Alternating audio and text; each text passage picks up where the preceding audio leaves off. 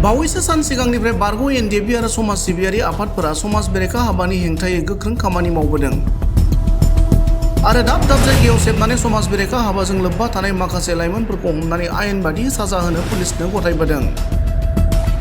बेबादिनो मैया क'क्राझार नोगोरनि बागानसालियाव ड्राग्स बाहायग्रा पुष्पा ब्रह्मखौ न'आव नागिरनानै थांनाय समाव बागानसालि गामिनि गावबुरा बल ब्रह्मआ ड्राग्स बाहायग्रा आरो जायखिजाया समाज बेरेखा खामानि मावग्राफोरनि हेंथायै पुलिस बिफानखौ लामा नायालासेनो जोंनि समाजारि आफाद गौथुमफोरा गोख्रों साजा होनायनि राहा लानांगौ होनना ओरैबायदि फोरमायो।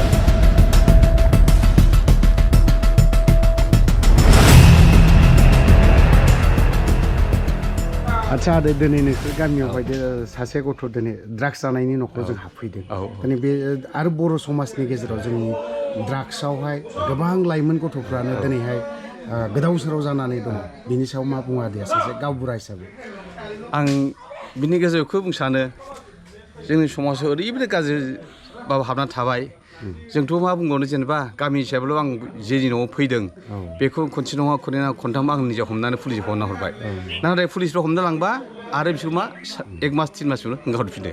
जोंबो बिदिनो बाना मा खालामो जोंनो बुंनो हाया जेबो। नाथाय आं बेखौनो लुबैदों दा नोंसोर जुदि बाहाय मोजां खामानि मोनखादोंब्ला आंनि मथेबाथ' बिसोरखौ सान्स होयैआनो गाहामसै आरोखि नामा।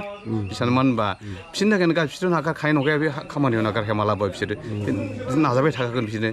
दा बेजों माखासेफ्रा थांबाय हिसाबै दा बिसोरो हमनाय लोगोजों बिसोरनि जिनिसा जि दंफायो बेफोरखौ लेङाव हमना लांबा मोजां मोनगोन आरो।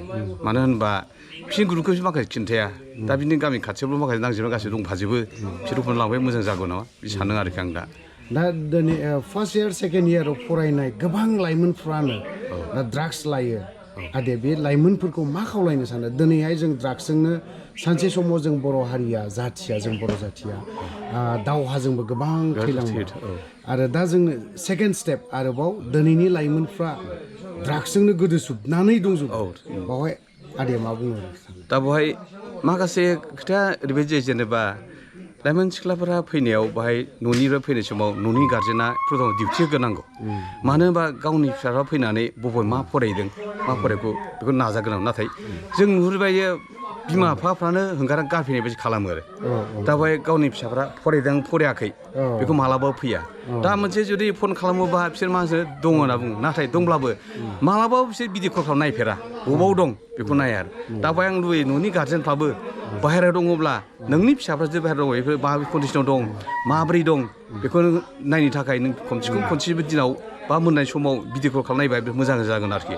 दा बेखौ मोनसे सिगां बुंनो लुबैयो बिमाफ्राबा गावनि फिसाफोरखौ फरायनो होन्दों होननानै बाहेरायाव हगारहरो। नाथाय बे गासै गोरोन्थि जाजोबो। मानो होनोबा आंनि आइडिया मथे आंनि साजेसन मथे आं बुंनो सानो फिसाफोरखौ सब समाय फरायनायजोंनो सब समाय दोननो नाङा।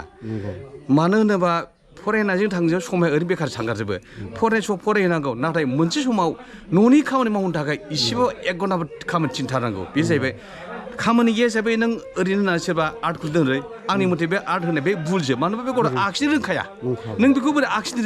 दा बिनि जायगायाव नोङो बै गथ' खामानि रोंनायनि थाखाय जाहाथे बे गथ'आ बायिनि थाखाय न'नि माखासे उसुङाव थानानै न'नि माबाखौ एसे फुना होथों हाग्रा फुना होथों बा एसे मावनो खामानि मावना होथों। बिदि होयोबा माने साबसिन खामानि जायो। मा न'नि खामानि रोंनाय जायो बाहेरा खामानिखौ रोंनाय जायो जेन गावनि सिबां एक्सपिरियेन्स बेखौ मोननाय जायो आरोखि। नाथाय बेफोर गथ' फिसाफोरखौ मा खालामनो सानो बिसोरो ओरै हेंगारनानै बांसिन गाज्रि जानो चान्स थायो आरो।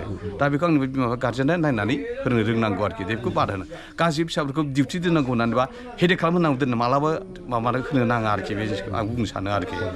हामबायसै दे सार। Thank you.